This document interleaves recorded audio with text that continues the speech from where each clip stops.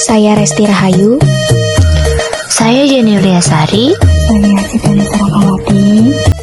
Saya Sonia Agustin. Lanjut ke topik yang akan kita bahas.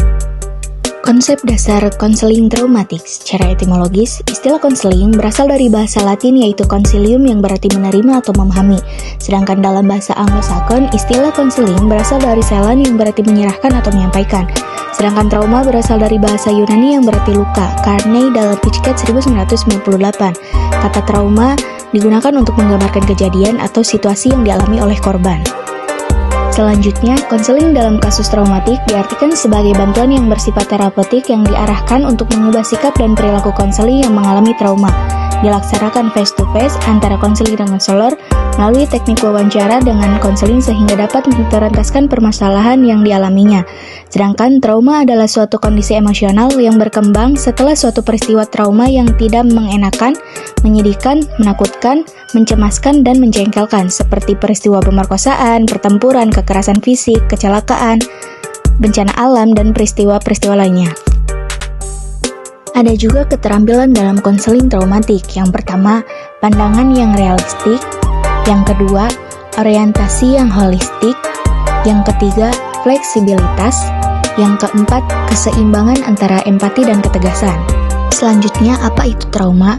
Trauma adalah respon tubuh ketika dihadapkan dengan peristiwa buruk yang dapat membahayakan kondisi fisik maupun mental. Trauma juga merupakan kondisi yang umum terjadi dan bisa dialami oleh siapa saja.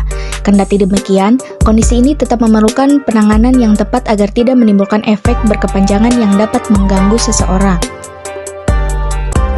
Berdasarkan penyebabnya, trauma dikelompokkan menjadi beberapa jenis, yaitu yang pertama, trauma akut, yaitu jenis trauma karena peristiwa membahayakan yang terjadi hanya satu kali, seperti kecelakaan ataupun bencana alam.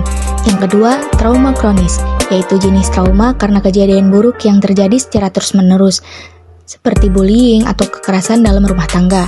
Yang ketiga, trauma kompleks, di mana trauma ini merupakan jenis trauma yang disebabkan oleh beberapa kejadian traumatis. Adapun penyebab utama dari trauma adalah kejadian atau peristiwa buruk yang dapat mempengaruhi kondisi fisik maupun emosi, seperti bencana alam, kecelakaan, pelecehan seksual, dan kekerasan fisik. Selanjutnya, faktor yang dapat meningkatkan risiko seseorang mengalami trauma. Yang pertama, mengalami bullying. Yang kedua, diabaikan oleh orang terdekat atau keluarga. Yang ketiga, memiliki riwayat masalah kesehatan mental seperti gangguan kecemasan ataupun depresi. Yang ketiga, memiliki keluarga dengan riwayat gangguan mental. Yang keempat, memiliki pekerjaan yang beresiko menimbulkan kejadian traumatis seperti anggota militer atau tenaga medis. Yang kelima, penyalahgunaan nafsu. Yang keenam, mengonsumsi minuman beralkohol secara berlebihan. Selanjutnya, pencegahan trauma tidak dapat dicegah, namun ada beberapa cara untuk kamu yang mengalami kejadian-kejadian yang traumatis, yaitu yang pertama, diskusikan dengan keluarga, teman, atau para ahli mengenai kejadian yang membuat kamu trauma. Yang kedua, konsultasikan dengan dokter jika kamu tidak dapat mengatasi rasa yang timbul setelah mengalami kejadian yang membuat kamu tidak merasa senang. Ada juga keterampilan dasar konselor. Yang pertama, attending atau perhatian. Yang kedua, opening, pembukaan. Yang ketiga, acceptance atau penerimaan. Yang keempat, retreatment atau pengulangan. Yang kelima, reflection of feeling, pemantulan perasaan. Yang keenam, clarification atau klarifikasi. Yang ketujuh, paraphrasing. Yang kedelapan, structuring atau pembatasan. Kesembilan, lead atau pengarahan. 10. Silent atau diam. 11. Reassure atau penguatan atau dukungan. 12. Rejection atau penolakan. 13. Advice, saran atau nasihat. 14. Summary, ringkasan atau kesimpulan.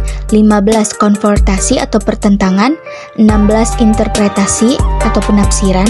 Dan yang ke-17, termination atau pengakhiran. Nah, jadi keterampilan dasar konselor itu ada 17.